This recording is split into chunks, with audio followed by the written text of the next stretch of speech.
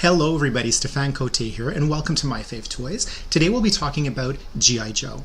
Ever since I was a boy, I have been obsessed with toys, action figures, fashion dolls, I don't care, I love them all!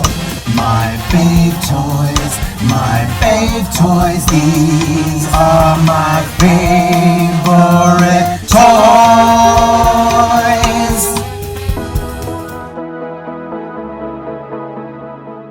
So picture this, it's 1982 in the action figure aisle of Toyville, the Canadian Toys R Us. And what do I behold? A new action figure line, military-based, called G.I. Joe. And who do I immediately fall for? Scarlett.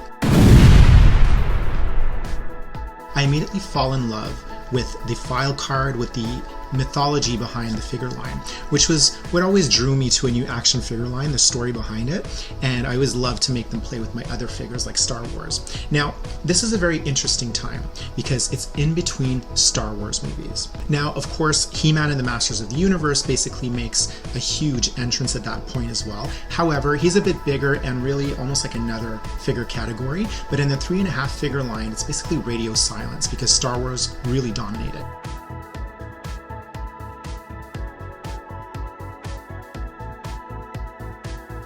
Even though I've never really been into military toys, there was something a little bit mystical about G.I. Joe, especially when I started reading the comics that came out around the same time, and a year later, the cartoon came out on TV. Now, this TV show had everything. It was a lot like Gem would be and like Transformers and a lot of the shows out there where it wasn't just about lasers and guns, it was really about the backstories of each and every character. And every episode would really deep dive into one of the characters until you got like this whole global story going on. I've always liked my G.I. Joe figures and I played a lot with them, especially my cousins and my friends had a lot of G.I. Joe figures and it was a very popular line along with Star Wars as well. And what always irked me about the line is that they never quite looked right. They never really looked like the comic books, they never really looked like the TV show, which was really annoying. A lot of figures would break easily. Basically, their hands would just snap off. The plastic wasn't the same sturdy stuff as what Kenner would do. Additionally, a lot of the figures had bigger heads than they should. Like most of the female figures had really abnormally bigger heads, which made it kind of annoying. A couple of years later, I found my dad's smallest screwdriver and started Frankensteining some of the figures and changing their heads with other figure lines so that they looked a little bit more humanoid.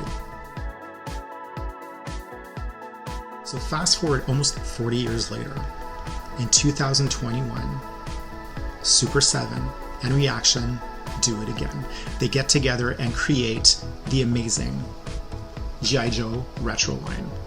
Not only is the packaging really reminiscent of what was done in the 80s, complete with a file card, which is pretty much exactly the same as what we saw in the figures in the 80s, and a cartoon accurate figure on the back, but also on the figure itself. So far there's 2 waves to this figure line, and I'm going to show you the favorites that I got and how much they look like the characters on the TV show. Here's Duke. Here's what I would have loved Scarlett to look like, because not only does she have the ponytail, she's got the heels and the face that's exactly like the cartoon.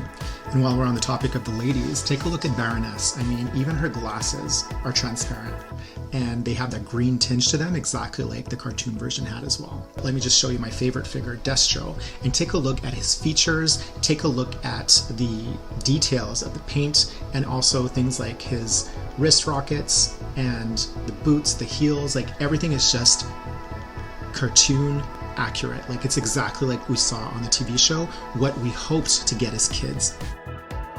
So here we have some of my favorites from waves 1 and 2 that have come out between 2021 and 2022.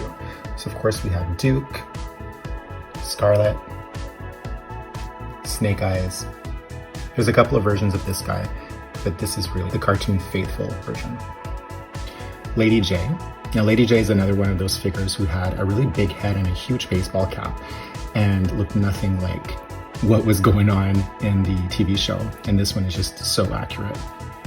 Walmart came out with some really great retro vehicles, so this is one of them. They were like $20 each, which was really great. There's also the Hiss Tank for Cobra. I mean, for $20, that's a really cool vehicle. What I love about the soldier figures is that you have them for both Cobra and G.I. Joe in different skin tones. So you have light, medium, dark. Cobra Commander. Can you hear him hissing? Major Blood. I've always loved this character. I thought his look was always so cool, but he never really had a lot of screen time. They were introducing so many new characters at some point that many of the really cool ones only got very little screen time and you never saw them again, except in the background. Come on, Destro. It's gotta be my favorite. Storm Shadow, again, super accurate.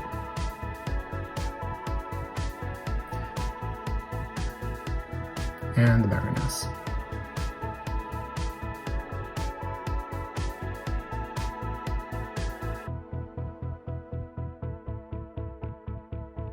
So overall, this is just a shout out to the gang at Super 7 and Reaction that are making figures that we've always wanted to have as kids and so happy to collect as adults. You can tell that there's so much love and passion behind every aspect of the design, not only of the figures, but of the packaging itself. Made by fans, for the fans. And now that you know that Super 7 is making these amazing figures, knowing is half the battle. See you next time.